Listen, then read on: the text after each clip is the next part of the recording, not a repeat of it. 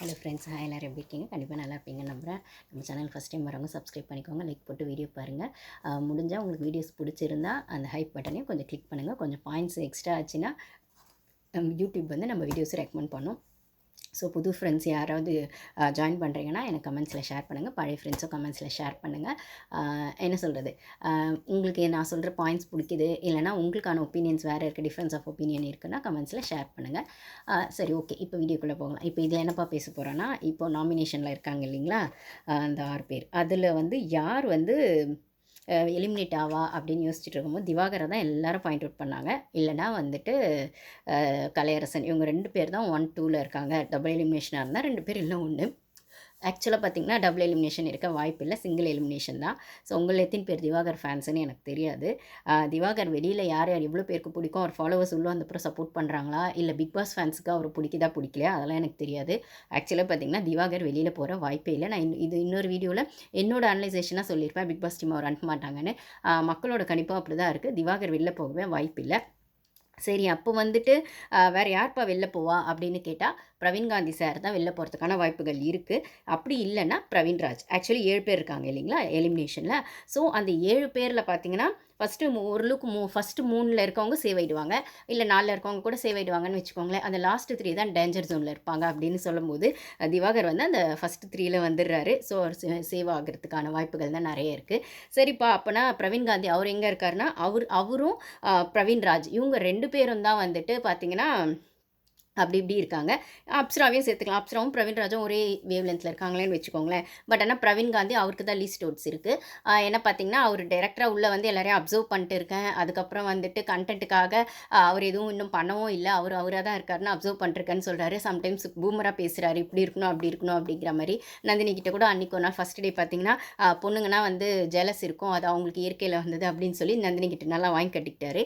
அதுக்கப்புறம் வந்து பொண்ணுங்க வந்து இயக்கிற சக்தி அப்படின்னு டபால்னு பிளேட்டை மாற்றிட்டாரு. இன்னும் நான் ஆல்ரெடி ஒரு வீடியோவில் சொல்லியிருப்பேன், அவர் வந்து அப்போ சோனியா படம் பண்ண அந்த டேரக்டராகவே இருக்கார். இன்னைக்கு ஜென்ரேஷன் மாறி போச்சு, ஜெண்டர் பயாஸ்டெல்லாம் இல்லை, எல்லாரும் அவங்கவுங்களுக்கான ஸ்டாண்ட் எடுக்கிறாங்க, பொண்ணுங்க இன்னுமே ஸ்ட்ராங்காக ஸ்டாண்ட் எடுக்கிறாங்க அப்படின்னும் போது இன்னும் அவர் அந்த விஷயத்துலேயே இருக்காருன்னும் போது இங்கே வந்து அவருக்கான சூழ்நிலையில் யார்கிட்டயாச்சும் வாயை கொடுத்து நம்மளோட மரியாதையை கெடுத்துக்குவோமோ அப்படிங்கிறனாலே தயங்கி இருக்கார்.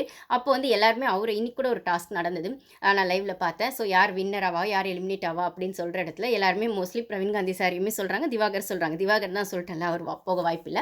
கலையரசன் கூட கொஞ்சம் வாய்ப்பு இல்லைன்னு வச்சுக்கோங்களேன். அவர் ஃபஸ்ட்டு 5 கேட்டகரியில் வந்துடுறாரு. ஸோ கலையரசன் இது வந்து மக்களோடது ஆடியன்ஸ் ஓட்டிங்கில் இருக்குது. பிபி டீம் என்ன டிசைட் பண்ணுவாங்கன்னு தெரியல.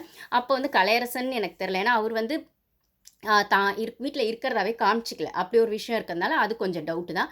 பட் ஆனால் திவாகர் அவராக காட்டுறாரா இல்லையோ, எல்லாரும் இழுத்து வச்சு வாங்க, நீங்கள் கேமராவில் வாங்கன்னு இழுத்து வச்சு கண்டென்ட் வாங்கிட்டதுனால திவாகர் ஆப்வியஸாக வெளில போகிறதுக்கான வாய்ப்பு இல்லை.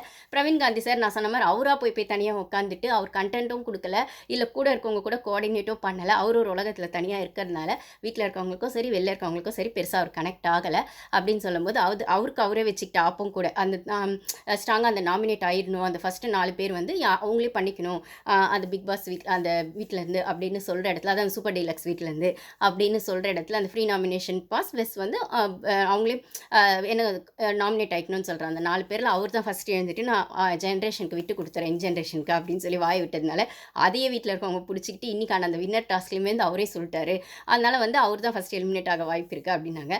ஸோ நாமினேஷன் இல்லாதவங்களே அந்த டாஸ்கில் சொன்னாங்க, அது வேறு விஷயம். ஸோ நாமினேஷன்லேயும் இருக்கிறதுனால இவர் போகிறதுக்கான வாய்ப்புகள் நிறைய இருக்குது அப்படின்னு சொல்லும்போது இவர் வந்து அந்த வின்னர் டாஸ்க்லேயுமே அவர் என்ன ரீசன் சொல்லியிருப்பார் பார்த்தீங்கன்னா, எல்லாரும் வந்து என்ன தான் சொல்கிறீங்க நான் எலிமினேட் ஆவேன்னு சொல்லிட்டு, எனக்கு வந்து நான் ரொம்ப நாள் இருப்பேன் இந்த வீட்டில் அப்படின்னு தோணுது, ஏன்னா எல்லோரும் என்னை பார்த்து பயப்படுறீங்க, நான் ஒரு வேளை இந்த வீட்டில் இருக்கிறேன் அப்படின்னு சொன்னால் எனக்கு லாபம் இல்லை, உங்களுக்கு தான் லாபம், என்னோட 15 வருஷம் எக்ஸ்பீரியன்ஸை வந்து நான் உங்களுக்கு ஷேர் பண்ணும்போது இன்றைக்கான யங் ஜென்ரேஷனுக்கு அது யூஸ் ஆகும் அப்படின்ற மாதிரி சொல்கிறாரு. இவர் எக்ஸ்பீரியன்ஸை கேட்குற அளவுக்கு அங்கே யாருக்கும் பொறுமையும் இல்லை வந்து இந்த பிக் பாஸ் வீடை வந்து அவர் யூஸ் பண்ணுற விதத்தில் யூஸ் பண்ணி எக்ஸ்பீரியன்ஸ் வந்து அவர் காட்டணுமே தவிர அவரோட வே ஆஃப் பிஹேவியர்லையோ இல்லை மற்றவங்க கூட கனெக்ட் ஆகிறதுலையோ இல்லைனா மற்றவங்களுக்கான விஷயத்தில் ஸ்டாண்ட் எடுக்கிறதுலையோ அதை காட்டணுமே தவிர யாரை வந்து வாலண்டியராக வந்து உட்காந்து எனக்கு கிளாஸ் எடுங்க, லெசன் எடுங்க, உங்களோட லெசனை சொல்லுங்கள், நான் வந்து லெசன் லேர்ன் பண்ணிக்கிறேன்னு சொல்ல போகிறதில்ல அப்படின்னும் போது இவர் அதை எதிர்பார்த்து நான் வந்து இந்த வீட்டில் இருக்கிறது உங்களுக்கான நல்ல வாய்ப்பாக இருக்கும், உங்களுக்கான ஒரு பலமாக இருக்கும், இன்றைக்கி யங்ஸ்டர்ஸ் வந்து என்கிட்ட கனெக்ட் ஆகிறாங்க அப்படின்னு சொன்னால்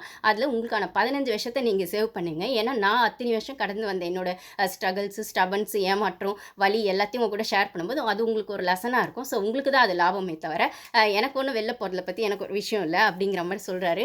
ஸோ இவரை வந்து மற்றவங்களா இழுத்து வச்சு உள்ள சார் நீங்கள் இருந்தால் நல்லாயிருக்கும் சார், நீங்கள் இருந்தால் எவ்வளோ பெஸ்ட்டு தெரியுமா சார், எவ்வளோ அட்வைஸ் கொடுக்குறீங்க சார் அப்படின்னு சொல்லணும்னு இவர் எதிர்பார்க்குறாரு. அந்த டாஸ்க்கில் இவர் அப்படி தான் சொன்னார்.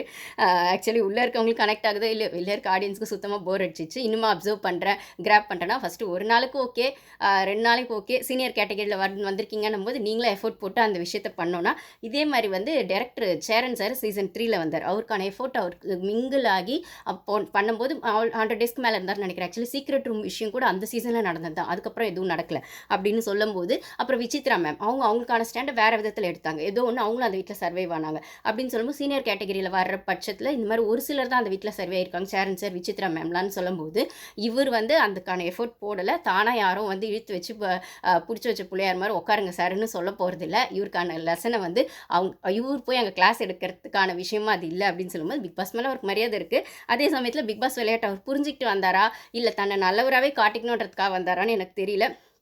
வந்து நாமினேஷனில் கூட அவருக்கு யார் பேருமே எதுவுமே சொல்ல தெரில. திவாகர்னு சொல்கிற இடத்துல சுதாகர்னு சொன்னார். அங்கே நாமினேஷன் ரூமில் போய் உட்காந்துக்கிட்டு. அப்போ பிக் பாஸே வந்து கேட்டிருப்பாரு, சுதாகரா என் டீம் மேலே எனக்கு சந்தேகமாக இருக்குது, அப்படி யாராவது இருக்காங்களா என்ன அப்படின்னு கலாய்ச்சி விட்ருப்பாரு. அதுக்கப்புறம் நாமினேஷன் ப்ராசஸ்னால் எனக்கு அது சொல்லவே இஷ்டம் இல்லை சார், வந்து ஒரு நாள்லேயே எப்படி ஜட்ஜ் பண்ண முடியும், யாரையும் ஹர்ட் பண்ண எனக்கு இஷ்டம் இல்லை, எனக்கு கொஞ்சம் டைம் கொடுங்க, நான் சொல்கிறது உங்களுக்கு புரியுதா, எனக்கு கொஞ்சம் டைம் கொடுங்க, நான் வந்து யோசித்து சொல்கிறேன், கொஞ்சம் டைம் எடுத்து சொல்கிறேன் அப்படின்னா, ஓகே யோசித்து சொல்லுங்கன்னா ரொம்ப தேங்க்ஸ் சார் அப்படின்னு சொல்லுவார். அப்போ 5 நிமிஷம் டைம் எடுத்துக்கோங்க அப்படின்னா, இல்லை சார் நான் சொல்கிறது உங்களுக்கு புரியுதா, திருப்பி அவர் அதே தான் சொல்லுவார். 5 நிமிஷம் சொன்னதுக்கப்புறமும் அப்போ சொல்லி ஆகணுமா சார், நான் சொல்கிறது உங்களுக்கு புரியுதுன்னு நினைக்கிறேன், எனக்கு யாரையும் வந்து உடனே ஜட்ஜ் பண்ணி சொல்லணும்னு இஷ்டம் இல்லை, இந்த விஷயமே எனக்கு கண்டிப்பாக பண்ணி தான் ஆகணுமான்னு ஃபஸ்ட்டு கேட்பாரு. அப்புறம் உடனே பண்ணணுமா, டைம் எடுத்துகிட்டு பண்ணலாமான்னு கேட்பாரு. 5 நிமிஷம் சொன்னோன்னே அதுலேயுமே கொஞ்சம் யோசிச்சோன்னே பிக் பாஸ் வந்து சரி ஃபியூச்சர் அப்போ நான் ஃபியூச்சரில் சொல்லலாமா அப்படின்னு கேட்பாரு. ஃபியூச்சராக ஓகே ஃபியூச்சரில் சொல்லுங்கள், 5 நிமிஷன்றது ஃபியூச்சர் தானே, அப்போ அதில் சொல்லுங்கன்னு கலாய்ச்சி விடுவார். இதெல்லாம் வந்து எபிசோடில் வரல. ஸோ இன்னுமே அவருக்கு அந்த பேரும் சரியாக யார் கூடயும் கனெக்ட் ஆகலன்னு இன்றைக்கான அந்த வின்னர் டாஸ்க்கு பேசுகிறாங்க, அந்த காலையில் அந்த மார்னிங் ஆக்டிவிட்டி அந்த இதில் பேசுகிறாங்கன்னு சொல்லும்போது, இன்றைக்குமே வந்து மாயான்னு சொல்லிட்டாரு பேரை. மாயான்னு அவர் யாரை சொல்கிறாரு அப்படின்னு பார்த்தா, மாயான் அப்படி அவர் யாரை சொல்கிறாருன்னு பார்த்தா பார்வை சொல்கிறாரு. அவர் பிக் பாஸ் பார்த்துட்டு வந்தாரா பார்க்காமன்றதுன்றதே ஒரு டவுட்டாக இருக்குது. பார்க்காதவர் வந்துட்டு மாயான் எப்படி பேர் சொல்கிறாருன்றது ஒரு கொஸ்டின் வருது. ஸோ அந்த இடத்துல பார்வை வைக்கிறாருன்னும் போது அவங்க கொஞ்சம் டாமினேட்டிங்காக இருக்காங்க, இல்லை எல்லா விஷயத்துலையுமே இன்வால்வ் ஆகிறாங்க. ஆக்சுவலி பாரு பிரேவான கேர்ள் தான். அப்போ மற்றவங்களாம் அந்த வீட்டில் பிரேவ் இல்லையானா எல்லாருமே பிரேவ் தான். அவங்கவுங்க விஷயத்துக்கு அவங்கவுங்க லைஃப்பில் அவங்க ஒரு ஸ்டாண்ட் எடுத்திருப்பாங்க. இதில் இவங்களுக்கான கேட்டகரி வேறு அப்படின்னு சொல்கிற இடத்துல எல்லார் கூடயுமே மிங்கிள் ஆகிறதுலையும் எல்லார்கிட்டையும் ஒரு ஸ்டாண்ட் எடுக்கிறதுலையும், இல்லை முக்கியமாக திவாகர் கூடவும் கலையரசன் கூடவும் அவங்க இருக்கிறது நிறைய பேருக்கு பிடிக்கல. இது பிடிக்கல அப்படிங்கிறத பிடிச்சது அப்படிங்கிறத விட அது அந்த சூழ்நிலையில் யாருக்கு யார் கூட மிங்கிள் ஆகணும்னு ஒரு விஷயம் இருக்குது. அது அவங்களோட பர்சனல், அவங்களோட கேமை பார்க்கணும், இல்லைனா அவங்க அந்த இடத்துல என்னவா நடந்துக்கிறாங்க பிஹேவியர்லையோ அவங்களோடது விஷயங்கள் ஜனங்களுக்கு கன்வே பண்ணுறதுலையோ பார்க்கணுமே தவிர, ஒரு பொண்ணு இவ்வளோ போல்டாக இருக்கிறதே தப்பு அப்படிங்கிற இடத்துல இருந்து தான் எனக்கு மற்றவங்களுக்கு பாரு சொன்னதில் ஒரு காம்படிஷன் இருந்தது, இல்லைனா திவகர் கூட இருக்காங்கன்ற அந்த ஈகோ வந்து ஏதோ இருந்தது. ஆனால் இவர் பார்வை சொல்கிற இடத்துல என்ன சொல்கிறது, இந்த காலத்தில் பொண்ணுங்க வந்து இவ்வளோ பிரேவாக போல்டாக இல்லைனா தைரியமாக எல்லா இடத்துலையும் போய் வாயை கொடுத்துட்டு துருன்னு இருக்கிறதுன்றதை அவரால் ஒத்துக்க முடியல. இதே இடத்துல பார்த்தீங்கன்னா கனியும் நந்தினியும் வந்து அவங்க தான் சமைக்கிறாங்க, கிச்சன் டீமில் இருக்காங்க. ஆப்வியஸாக ஓகே சமைச்சு போடுறாங்க, சமைச்சு போடுறவங்களுக்கு அந்த வீட்டில் எப்பயும் ஒரு மதிப்பு இருக்கும். ஆனால் அதுக்காக சமைச்சு போடுறவங்களாம் வின்னர் ஆகிடுவாங்களான்னு கேட்டால் விசித்ரா மேம்லாம் நிறைய சமைச்சிருக்காங்க, அர்ச்சனாலாம் சமைக்கவே இல்லை. ஸோ இந்த மாதிரி விஷயங்களும் அப்போ வனிதாக்காவும் நிறைய சமைச்சிருக்காங்க அப்படின்னு சொல்லும்போது அதில் ஒரு பார்ட்டை அவங்க கொஞ்சம் சர்வே பண்ணலாமே தவிர அதில் வின்னர் ஆகிட முடியாது அப்படிங்கிறதுனால ஸோ பார்வை கம்பேர் பண்ணுற இடத்துல கனியும் நந்தினியும் வின்னராக வரலாம், ஏன்னா அவங்க அன்னலக்ஷ்மி சாப்பாடு செஞ்சு போடுறாங்க அப்படின்னு சொல்கிற இடத்துல இன்னொரு அந்த காலத்துலேயே இருக்காரு. பொண்ணுங்கன்னா சமைக்கணும் செய்யணும், அந்த இடத்துலேயே இருக்கணும், இந்த மாதிரி வாயாடிட்டு பண்ணிட்டு இருக்கக்கூடாதுன்ற இடத்துல இருந்து தான் மற்றவங்க சொல்கிற விதத்தில் விடவும் இவர் பார்வை சொன்னது, அதுவும் மாயாவோட கம்பேர் பண்ணி சொன்னது அப்படிங்கிற விஷயம்னு வரும்போது இது இன்னைக்கான டாஸ்கில் வரும். மேபி இன்னைக்கான 1 ஹவரில் காட்டுறாங்களான்னு தெரியல.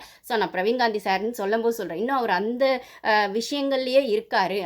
இந்த ஜென்ரேஷன் மாறிடுச்சுன்றதே அவரால் ஒத்துக்க முடியல. இந்த ஜென்ரேஷனுக்கான விஷயத்துக்குள்ளே அவரால் வர முடியலன்னும் போது அவர் ஒரு தனி உலகத்தில் இருக்காருன்னும் போது ஆடியன்ஸ்க்கும் கனெக்ட் ஆகலைன்னும் போது அவர் போகிறதுக்கான வாய்ப்புகள் தான் இருக்குது. அப்சரா பார்த்தீங்கன்னா கனெக்ட் ஆகலைங்கிறது உண்மைதான், அவங்களும் பெருசாக தெரியலன்னு. ஆனால் அவங்களுக்காக விஷயங்கள் டோட்டலாக வேறு, அவங்க மற்றவங்க கூட கனெக்ட் ஆக டைம் எடுக்கும். ஸோ அந்த டைமை பிக் பாஸ் டீம் கொடுக்கறதுக்கான வாய்ப்புகள் நிறைய. அப்புறம் பார்த்திங்கன்னா இதில் இன்னொரு இன்ட்ரெஸ்டிங்கான விஷயம் என்னன்னு பார்த்தீங்கன்னா, ஃபஸ்ட் பிளேஸில் இருக்கிறது யாருன்னு பார்த்தீங்கன்னா திவாகரும் வியானாவும் தான். திவாகரும் வியனாவும் வராங்கங்க. ஸோ இவங்க வந்து ஃபஸ்ட்டு செகண்டில் மாறி மாறி இருக்காங்க. அஃபிஷியல் ஓட்டிங் மற்ற ஓட்டிங் அப்படிங்கிற மாதிரி. அஃபிஷியல் ஓட்டிங் சொல்கிறதுல அஃபிஷியல் ஓட்டிங் நிறைய பண்ணுவாங்க இல்லைங்களா, அதில் ஓரளவுக்கு ரிலேட் ஆனதில் ஆதிரியும் வராங்க. ஆதிரிக்கு ஓட்டு வந்துக்கிட்டே இருக்குது அப்படின்னு சொல்கிறாங்க. இது எனக்கு புரியவே இல்லை. அவங்க அந்த நாமினேஷனில் ஒரு காரணம் சொன்னதுனாலே இப்போ அவ்வளோ ஹைலைட் ஆகிட்டாங்க அப்படின்னு சொல்கிற இடத்துல எனக்கு அது கொஸ்டின் மார்க் இருக்குது. இன்னொரு பெரிய கொஸ்டின் மார்க் என்னவா இருக்குன்னா, அவங்க வந்து மாயா பூர்ணிமா இருக்காங்க இல்லைங்களா, பூர்ணிமாவோட ஃப்ரெண்டு, பெஸ்ட் ஃப்ரெண்டுன்னு சொல்கிறாங்க. ஸோ அந்த உள்ள இவங்க வரும்போது போன வருஷம் மாயா பூர்ணிமா எப்படி இருந்தாங்க, உள்ள எவ்வளோ நாள் வரைக்கும் இருந்தாங்க, வெளில வருவாங்கன்னா மாயா ஒரு இடத்துல சொல்லுவாங்களே, எங்கள் வீட்டில் ஃபேன் ரிப்பேர் கொஞ்சம் சொல்லி சரி பண்ண சொல்லுங்கள், ஏசி ரிப்பேர் கொஞ்சம் சொல்லி சரி பண்ண சொல்லுங்களேன்னு. ஸோ ஆமாங்க, பிஆர் அந்த பிஆர் டீம் தான் சொல்கிறேன். இருக்க வாய்ப்புகள் இருக்குது. ஏன்னா பூர்ணிமா ஃப்ரெண்டாக இருக்கும்போது வெளியில் அவங்க வேலை செய்கிறதுக்கான வாய்ப்புகள் இருக்குன்னும் போது ஒன்றுமே பண்ணாமல் இருக்கா. விஜய் நந்தினி அவங்கெல்லாம் வந்துட்டு கிச்சனில் சமைக்கிறாங்க, செய்கிறாங்க, எல்லாருமே பண்ணுறாங்க அப்படின்னு சொல்கிற இடத்துல விஜய் நந்தினி அவங்க ஆதிரை இவங்களாம் ஒரு ஃபார்ம் பண்ணிட்டாங்க, ஒரு குரூப்பு அப்படின்னு சொன்னாலுமே ஆதிரை ஒன்றுமே பண்ணாத பட்சத்தில் அவங்களுக்கான ஓட்டுகள் எப்படி வருது அப்படிங்கிறது இருக்குது. சரி, வியனாக்கு எப்படி வருதுன்னு கேட்டால், வியனாக்கு ஆல்ரெடி ஒரு ஆர்மி வெளில இருக்குது போல், அந்த க்யூட்னஸ் அது இதுன்னு. அதுவும் இல்லாமல் அவங்க சும்மாலாம் இல்லைங்க, லைவில் நிறைய பண்ணிட்டுருக்காங்க. ரொம்ப வந்து சுருக்குன்னு விஜய் பார்வதியே சுருக்குன்றது வெளில தெரியும்.